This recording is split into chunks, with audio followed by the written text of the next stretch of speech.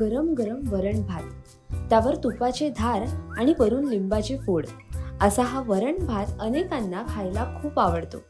काही जण दिवसातून कमीत कमी 2 वेळा तरी वरण भात खातात. पण काही जण असे आहेत ज्यांना वरण भात खायला अजिबात आवडत नाही. वरण भात आवडत असो वा नसो, असं साधं जेवण आपल्या आरोग्यासाठी खूप फायदेशीर आहे. वरण भात हा एक पौष्टिक आहार आहे. त्यामुळे लहानपणापासून आई वडील मुलांना वरण भात खाण्याची सवय लावतात. जाणून घेऊयात वरण भात खाण्याचे फायदे. 1. पचण्यासाठी उत्तम. आपण आजारी असल्यावर डॉक्टर वरण भाताचे सेवन करण्याचा सल्ला देतात. त्याचं सर्वात महत्त्वाचं कारण म्हणजे वरण भात हे पचण्यासाठी हलकं असतं. ते हलकं असल्यामुळे उत्तमरित्या पचण्यास मदत होते. त्यामुळे आजारी व्यक्तीला वरण भाताचं सेवन करण्याचा सल्ला दिला जातो. यामुळे अपचन होत नाही आणि शरीर उत्तम राहतं. 2.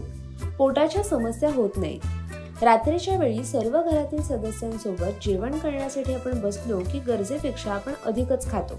यामुळे आपलं आरोग्य बिघडण्याची शक्यता अधिक असते. तसंच तिखट, तेलकट खाल्ल्यामुळे पोटाच्या समस्या देखील निर्माण होतात.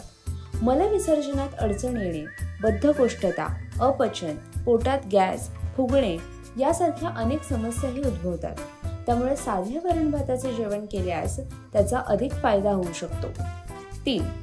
प्रोटीन्स मिळतात. जे लोक शाकाहारी आहेत त्यांच्यासाठी डाळ प्रोटीनचा हा एक खूप चांगला स्रोत आहे. वरण भातामध्ये वेगवेगळे प्रोटीन असतात, म्हणून जेव्हा दोन्ही मिळवून खाल्लं जातं तेव्हा चांगली सत्व आपल्या शरीराला मिळू शकतात. 4. वजन नियंत्रित ठेवते. वजन कमी करायचं असेल तर वरण भात खाऊ नका असं अनेक जण म्हणतात, परंतु हे पूर्ण सत्य नाही. जर तुम्ही वेट लॉस डाएट घेत असाल तर आठवड्यातून 2 वेळा वरण भात खा. वरण भातामुळे पोट लवकर भरतं.